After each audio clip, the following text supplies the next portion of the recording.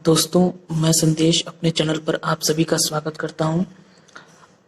आज का जो हमारा ये टॉपिक है, ये है पार्ट 3 वर्क्स ऑफ ग्लेशियर।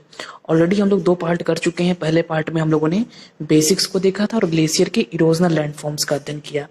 इसके पश्चात दूसरे पार्ट में हम लोगों ने ग्लेशियर के डिपोजिशनल लैंडफॉर्म्स की स्टडी करी। अगर आपने वो सारे पार्ट्स नहीं देखे हैं तो जरूर जाके देखें। वहाँ हमने काफ़ी डीपली लैंडफॉर्म्स का अध्ययन किया है। और आज ये पार्ट 3 है, तीसरा पार्ट है। इसमें हम देखेंगे हिमानी जलोढ़ निक्षेप स्थलाकृति अर्थात ग्लेशियो-फ्लूवियल डिपॉजिट्स एंड लैंडफॉर्म्स। अक्सर कंफ्यूजन होता है कि हिमानी से बनने वाले लैंडफॉर्म्स और हिमानी जलोढ़ लैंडफॉर्म्स या हिमानी जलोढ़ स्थलाकृति जिसे हम कहते हैं, वो क्या होता है, दोनों में डिफरेंस क्या है। हम अंतर नहीं कर पाते हैं दोनों में। तो आइए इस अंतर को पहले क्लियर कर देते हैं कि अभी तक जो हम लैंडफॉर्म पढ़ रहे थे पार्ट 1 और पार्ट 2 में, उसका निर्माण किससे हो रहा था? उसका निर्माण हो रहा था या तो ग्लेशियर जमाव कर रहा था या फिर ग्लेशियर कटाव करने का काम कर रहा था, या तो ग्लेशियर अपरदन कर रहा था और या तो ग्लेशियर हमारा डिपोजिशन कर रहा था। डिपोजिशन में हम लोगों ने देखा था कि मोरेन बनता है और आपका ड्रमलिन जैसे लैंडफॉर्म्स बनते हैं। इरोजन में हमने देखा सर्क बनता है, अरेत बनता है और हॉर्न का हमने फॉर्मेशन समझा। यू शेप्ड वैली हमने देखी और नूनाटक, रॉशमुटोने, ग्लेशियल स्टेयरवे, बहुत सारे हमने लैंडफॉर्म्स वहां देखे। लेकिन जो आज का हमारा ये टॉपिक है, ये कह रहा है ग्लेशियो फ्लूवियल, मतलब कि इसमें हिमनद भी अपना सहयोग देता है और जल भी अपना सहयोग देता है। ऐसा कैसे हो जाता है? ऐसा इसलिए होता है कि मान लीजिए एक ग्लेशियर इस प्रकार से गति कर रहा है। ये ग्लेशियर जब एक ऐसे क्षेत्र में पहुंचता है नीचे उतरते उतरते जहां तापमान थोड़ा अधिक है और जो इसका आगे वाला पार्ट है ये पिघलने लगता है थोड़ा। मान लीजिए ये पिघल रहा है और जब ये पिघलेगा और जल के रूप में हो जाएगा तो इससे जो जल धारा निकलेगी, मटेरियल तो ये हिमनद लेके आ ही रहा था, लेकिन जब ये ऐसे क्षेत्र में पहुंचा नीचे उतरते उतरते जहां तापमान थोड़ा अधिक है और ये आगे से पिघलने लगा, तो इसके मटेरियल को जो ये अवसाद हिमनद लेके आ रहा था वो हिमनद आगे नहीं ले जा पाता है, बल्कि ये जो पिघलने से जल बाहर जा रहा है वही उस अवसाद को आगे लेके जाता है और यथास्थान उसका निक्षेप करता है। इसे ही हम कहते हैं ग्लेशियो फ्लूवियल डिपॉजिट, जिसकी हमने यहाँ पर बात की। Glacio fluvial deposit, glacio fluvial deposit basically यही होता है कि आपका कोई ग्लेशियर चला आ रहा है, वह किसी ऐसे स्थान तक पहुंच गया जहां पर तापमान थोड़ा अधिक है, नीचे उतरते उतरते घाटी जो वैली ग्लेशियर होता है हमारा, और पिघलने के पश्चात जो उससे जलधाराएं निकलती हैं। भाई ग्लेशियर पिघलेगा तो जलधारा तो निकलेगी। जब पिघलने के पश्चात जो जलधारा निकलती है वो जो इसमें मटेरियल था, जो इसमें अवसाद था, उसको अपने साथ ले लेती है और उसका कहीं दूर जाके जमाव कर देती है अलग अलग रूपों में। तो उससे जो लैंडफॉर्म्स बनते हैं उन्हें ही हम कहते हैं हिमानी जलोढ़ निक्षेप स्थलाकृति, अर्थात जिनके बनने में ग्लेशियर का भी सहयोग है और जल का भी सहयोग है। ग्लेशियर का सहयोग ऐसे है कि मटेरियल या अवसाद जो लेके आ रहा है वो तो ग्लेशियर ही लेके आ रहा है, लेकिन जमाव करने का कार्य ग्लेशियर नहीं कर पा रहा है क्योंकि ग्लेशियर तो आगे से पिघल गया है। तो जमाव करने का काम कर रहा है जल। और जल कहाँ से आया, डीपली इसको समझिए क्योंकि अंतर हम नहीं कर पाते इसमें। जल कहाँ से आया? जल आया हिमनद के आगे वाले भाग के पिघलने से। और इस क्रिया को जो हमने बात की कि ये आगे से हिस्सा पिघलने लगता है और जलधारा वहां से प्रवाहित होने लगती है पिघलने से, हिमनद के पिघलने से या ग्लेशियर के पिघलने से। इस क्रिया के लिए हम जिस टर्म का यूज करते हैं, जिस शब्दावली का प्रयोग करते हैं, वो होता है अब्लेशन या हिमनद का अवसान। और इस प्रक्रिया से तरह तरह के हमारे लैंडफॉर्म्स बनते हैं। इस प्रकार मुझे उम्मीद है कि अब आप हिमनद से बनने वाले स्थल रूप और हिमानी जलोढ़ स्थल रूप दोनों में अंतर कर लेंगे। फिर से अगर एक हम सारांश के रूप में बताना चाहें, सटीक उत्तर 2 लाइन का अगर आपसे कोई पूछता है तो आप सीधे सीधे ये बताएंगे, हिमानी या ग्लेशियर से बनने वाले लैंडफॉर्म में केवल और केवल ग्लेशियर का ही योगदान होता है।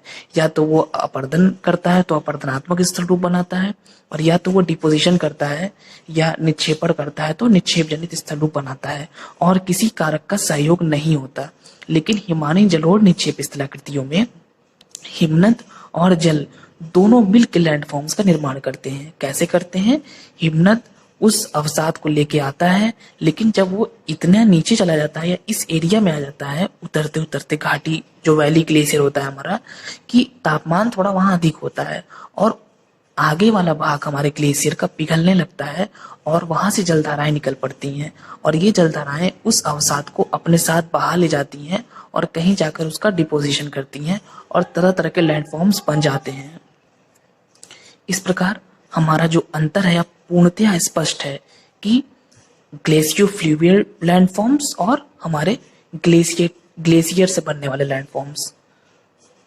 तो इस प्रकार आप इस अंतर को बिल्कुल स्पष्ट कर लें। हमारा पहला इंपॉर्टेंट लैंडफॉर्म है एस्कर। एस्कर का फॉर्मेशन बहुत ही ज्यादा सरल है। जो भी हमने बात की जलधारा के निकलने की और इस मलबा के डिपोजिशन की, मान लीजिए जलधारा निकली और उसने एक रिज के रूप में इस प्रकार से जमाव कर दिया लंबाई में, इस तरह से जमाव कर दिया। तो इस प्रकार ये जो लंबे लंबे जमाव होते हैं कटक के रूप में, रिज के रूप में, यही कहलाते हैं एस्कर। बस बहुत ही सिंपल है, इसमें बहुत ज्यादा कुछ समझने की आवश्यकता नहीं है। सिंपल से इसकी निर्माण प्रक्रिया है, जल की धारा निकली और उसने उस अवसाद का लंबाई में जमाव कर दिया और यही कहलाता है हमारा एस्कर। एस्कर लंबे लंबे होते हैं और ये 30-30 किलोमीटर तक के एस्कर भी होते हैं और जनरली कुछ मीटर तक के भी होते हैं, छोटे होते हैं, बड़े भी होते हैं। ये कुछ चित्र हैं एस्कर के। एस्कर वास्तव में लंबे लंबे निक्षेप के रूप में होते हैं, जैसा कि आप इन चित्रों में देख रहे हैं।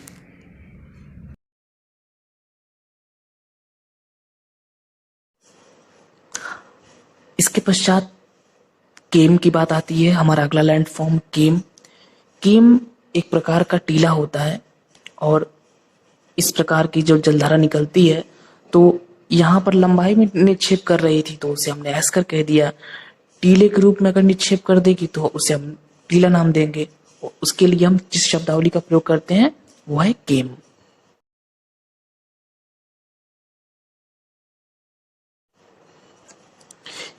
इसके पश्चात केटल तथा हमक का नंबर आता है। केटल तथा हमक, जब बर्फ पिघलती है, मान लीजिए ग्लेशियर चल रहा है और इसमें जो बर्फ है किसी क्षेत्र की अगर पिघल गई और गर्त की आकृति का निर्माण हो गया तो उसे हम केटल कहेंगे। और इसी केटल के अंदर अगर छोटे छोटे उठे हुए टीले होंगे तो उसे हम हमक कहेंगे। दोस्तों, केटल वास्तव में गर्त होता है, लेकिन जब इसके गड्ढे में जल भर जाता है तो केटल लेक का फॉर्मेशन हो जाता है, जैसा कि आप इस फिगर में देख रहे हैं। और ये है हमक।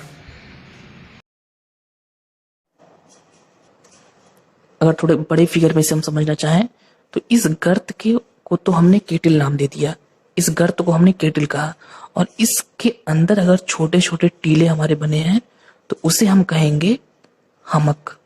तो ये बेसिकली डिफरेंस होता है। केटल गर्त होते हैं और केटल के अंदर जो टीले होते हैं उसे हम हमक नाम देते हैं। तो एस्कर, केम, केटल, हमक, ये हमारे कुछ इंपॉर्टेंट लैंडफॉर्म्स हैं। हमारा आखिरी ग्लेशियर से रिलेटेड अभी हमने जितने भी पार्ट्स पढ़े सभी में आखिरी लैंडफॉर्म, आखिरी जो हमारा स्थल रूप है वो है आउटवाश प्लेन। आउटवाश प्लेन को समझने के लिए सबसे पहले हम इसका एक डायग्राम बनाते हैं, उसके पश्चात इसको समझते हैं। ये आपके सामने एक सिंपल डायग्राम है आउटवाश का। आउटवाश प्लेन को यहाँ समझाने का प्रयास किया गया है। आउटवाश प्लेन का जो कॉन्सेप्ट है वो बहुत सरल है। बेसिकली इसका अगर हम निर्माण की प्रक्रिया को देखें तो मान लीजिए ये कोई ग्लेशियर यहाँ पे चल रहा है, ये ग्लेशियर है, और हम जब मोरेन्स पढ़ रहे थे तो हम लोगों ने देखा था कि मोरेन में एक होता है टर्मिनल मोरेन, जो कि ग्लेशियर का जो आखिरी अंतिम वाला हिस्सा होता है वहां पर उसका जमाव होता है, इसीलिए उसे हम अंतस्थ हिमोड़ भी बोलते हैं।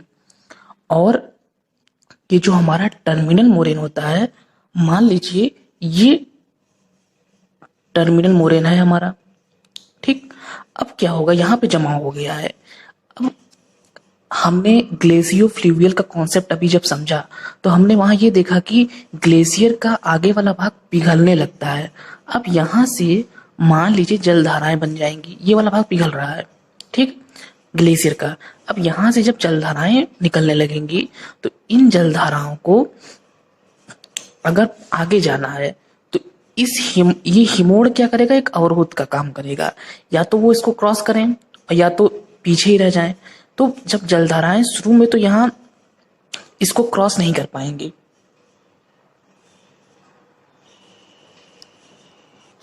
और जो पूरा का पूरा जल है वो यहां एकत्रित होता रहेगा इस एरिया में, क्योंकि ये एक प्रकार का बॉर्डर का काम कर रहा है, ये जो टर्मिनल मोरेन है हमारा।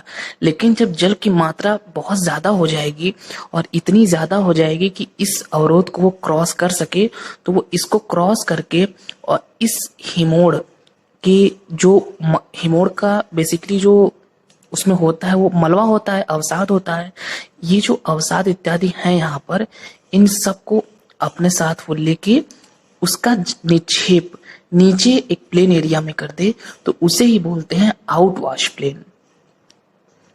तो इस प्रकार इसका जो कॉन्सेप्ट है, अगर हम फिर से एक बार मैं इसको रिपीट करूं तो ये ग्लेशियर है आपका, ग्लेशियर के आगे ये है आपका टर्मिनल मोरेन, अंतस्थ हिमोड़, जो अंतिम में इसका इस ग्लेशियर ने अपना जमाव किया हुआ है। अब जब इसका आखिरी वाला भाग मान लीजिए आगे वाला भाग मान लीजिए पिघलने लगा और यहां से जलधाराएं निकलने लगी, तो ये जो जलधाराएं हैं ये क्या करेंगी, ये इस हिमोड़ को क्रॉस नहीं कर पाएंगी और ये यहाँ जल एकत्रित होने लगेगा।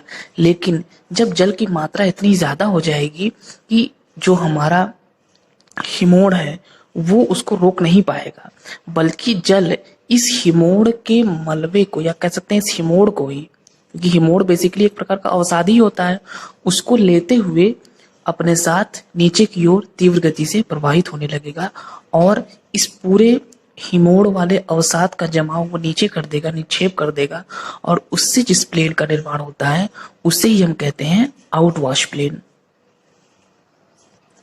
और ये जो मलबा की एक लेयर बिछेगी, इसकी थिकनेस कितनी होगी, इसकी मोटाई कितनी होगी, ये डिपेंड करता है कि यहाँ पर जो हिमोड़ है वो कितना मोटा है, किस प्रकार का है। अगर काफी ज्यादा गहरा निक्षेप है, काफी मोटा, काफी थिक लेयर है डिपॉजिट की, तो जो उससे नीचे आउटवाश प्लेन बनेगा उसकी लेयर भी काफी थिक होगी, काफी मोटी लेयर होगी, मोटी परत होगी। लेकिन अगर ये उतनी मोटी परत नहीं है तो आउटवाश प्लेन की जो लेयर्स भी वैसी नहीं होगी।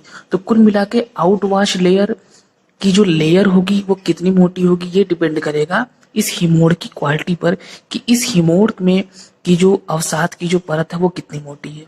तो इस प्रकार से ये रहा हमारा आउटवाश प्लेन। ये कुछ प्रमुख चित्र हैं आउटवाश प्लेन के, अर्थात अपक्षेप मैदान के।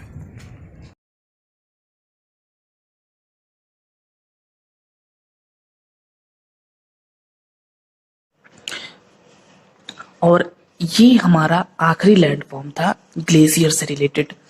दोस्तों, ग्लेशियर से रिलेटेड हम लोगों ने 3 पार्ट्स का अध्ययन किया और बहुत सारे लैंडफॉर्म्स हमने देखे। पहले पार्ट में इरोजनल लैंडफॉर्म्स की स्टडी की, दूसरे पार्ट में डिपोजिशनल लैंडफॉर्म्स की स्टडी की, और तीसरे पार्ट में हम लोगों ने आज जो इसके ग्लेशियो फ्लूवियल लैंडफॉर्म्स हैं, जिनमें ग्लेशियर के साथ साथ जल भी अपनी भूमिका निभाता है, उसका हमने अध्ययन किया। तो काफी ये जो एक श्रृंखला है 3 वीडियो की, बहुत ज़्यादा जटिल हो गया ये, क्योंकि बहुत सारे लैंडफॉर्म्स हैं। तो आइए इसको दूर करने के लिए मैं क्या करता हूँ, सारे के सारे लैंडफॉर्म्स की हम एक लिस्टिंग कर देते हैं, और जिससे कि आप एक बार फिर से सब कुछ रिवाइज कर लें कि हमने टोटली अब तक इन 3 वीडियोस में या 3 लेसन्स में जो कि ग्लेशियर से रिलेटेड है, तो ग्लेशियर से रिलेटेड इन वीडियोस में, इन चैप्टर्स में हम लोगों ने कुल कितने लैंडफॉर्म्स का अध्ययन किया, आइए देखते हैं। तो ये है उन सभी लैंडफॉर्म्स की एक लिस्ट। आइए इस लिस्ट को एक बार देख लेते हैं और देखते हैं कहीं कुछ छूटा तो नहीं रह गया, और एक बार आपका पूरा रिवीजन भी हो जाएगा। यहाँ पहली जो लिस्ट है वो है इरोजनल लैंडफॉर्म्स की। यू शेप्ड वैली की हमने बात की, यू आकार की घाटी, हैंगिंग वैली लटकती घाटी, सर्क या जिसे हम कोरी भी कहते हैं, इसके पश्चात अरेत और हॉर्न। यहाँ आप देख रहे होंगे 10वें नंबर पे टॉर्न लिखा हुआ है, वो हालांकि उसका नंबर ऊपर ही होना चाहिए बट गलती से वो नीचे हो गया है। तो ये हो गया हमारा हॉर्न, नूनाटक, रॉश मुटोने, हिम सोपान या ग्लेशियल स्टेयरवे जिसे जियांट स्टेयरवे दैत्याकार सोपान भी कहते हैं, और फ्योर्ड। और ये अंतिम में मैंने टॉर्न लिखा है। टॉर्न वास्तव में सर्क से ही संबंधित है। जब सर्क में झील बन जाती है तो उसे हम सर्क लेक या टॉर्न की संज्ञा देते हैं। तो टोटल ये 10 तरह के हमारे इरोजनल लैंडफॉर्म्स हो गए। इसमें से सर्क, अरेत, हॉर्न और टॉर्न, ये 4 लैंडफॉर्म्स बिल्कुल एक दूसरे से जुड़े हुए हैं, जिसकी डीप स्टडी हम लोग ऑलरेडी कर चुके हैं। तो ये 10 लिस्ट हो गई हमारे इरोजनल लैंडफॉर्म्स की। डिपोजिशनल लैंडफॉर्म्स में मोरेन्स, जिसमें हम लोगों ने 4 तरह के मोरेन्स पढ़े। कौन कौन से मोरेन्स? पहला अगर हम ध्यान दें, एक था हमारा टर्मिनल मोरेन, टी से हम उसे दिखा सकते हैं, मीडियल मोरेन, लैटरल मोरेन और ground moraine. Terminal, medial, lateral और ग्राउंड मोरेन। इसके पश्चात हम लोगों ने ड्रमलिन की स्टडी करी। ग्लेशियोफ्लूवियल लैंडफॉर्म्स में एस्कर, जो कि लंबे लंबे कटक के रूप में होते हैं, केम, जो कि टीले होते हैं, केटिल, जो कि गर्त होते हैं, और हमक। केटिल जो कि गड्ढा है उसके अंदर कुछ छोटे टीले होते हैं जिसे हम हमक कहते हैं। और आउटवाश, आउटवाश एक प्रकार का मैदान होता है, एक प्रकार का प्लेन होता है जिसे हम आउटवाश प्लेन कहते हैं, जिसका कि निर्माण हिमनद के पिघलने से और उसके जल में बदल कर आगे बढ़ने से जो टर्मिनल मोरेन का जो अवसाद है उसका जब जमाव हो जाता है तो उससे हमारे आउटवाश प्लेन का फॉर्मेशन होता है। ये तो मैंने ऐसे बता दिया। इसकी हम लोग विस्तृत व्याख्या जब हम लोग अभी इसके पहले इसका निर्माण पढ़ रहे थे वहां हम लोगों ने की थी। हम लोगों ने काफी डीपली इसके निर्माण को समझा था कि किस प्रकार आउटवाश प्लेन का फॉर्मेशन होता है। तो ये रही लिस्ट। टोटल हमारे नंबर्स अगर हम देखें तो 17 लैंडफॉर्म्स हमको मिले, जिसमें कि डिपोजिशनल में 2, ग्लेशियोफ्लूवियल में 5 लैंडफॉर्म्स और सबसे ज्यादा 10 लैंडफॉर्म्स इरोजनल। तो ये है लिस्ट उन सभी 17 स्थल रूपों की लैंडफॉर्म्स की। और इस प्रकार ग्लेशियर से रिलेटेड ये 3 पार्ट अब टोटली समाप्त हैं बिल्कुल। अब इसमें इसका कोई भी अध्याय शेष नहीं रह गया है। हम लोगों ने अपरदनात्मक स्थल रूपों पर भी बात कर ली, बेसिक्स पर अध्ययन किया, डिपोजिशनल लैंडफॉर्म्स, निक्षेप जनित स्थल रूप, और आज हम लोगों ने अध्ययन किया ग्लेशियोफ्लूवियल लैंडफॉर्म्स, अर्थात जो हिमनद और जल दोनों के सहयोग से बनते हैं।